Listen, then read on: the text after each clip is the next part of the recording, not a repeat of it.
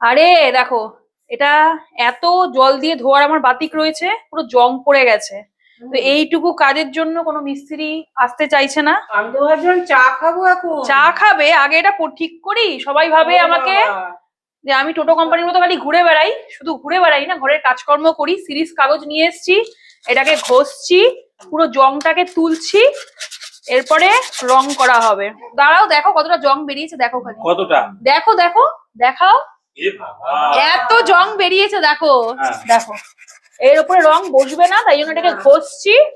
আর তোমরা কি ভাবছো আমি মিস্ত্রির পয়সা বাঁচাচ্ছি? না, পয়সা বাঁচাচ্ছি না। এইটুকু কাজের জন্য কোনো মিস্ত্রি আসতে চাইছে না। এ দেখো, তুলি আর রং কিনে এনেছি, তো হলুদ রং করবো। ইয়েস, হলুদ রং করবো।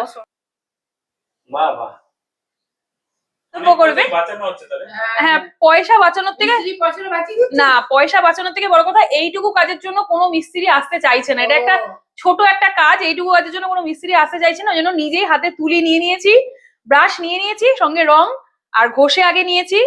রংটা নিজেই আগে করব। দেখো, রং করতে করতে একটু ওপরে রং লেগে গেছে, তো এটাকে একটু মুছে নেব। কাঁচা অবস্থায় না মুছলে রংটা ধরে যাবে গ্লাসের মধ্যে। দেখো, এই দিকটা রং করে নিয়েছি। এই যে এতটা রং হয়ে গেল। হ্যাঁ, এই দেখো এতটা রং হয়ে গেছে। তাহলে মিস্ত্রি তো ফেল।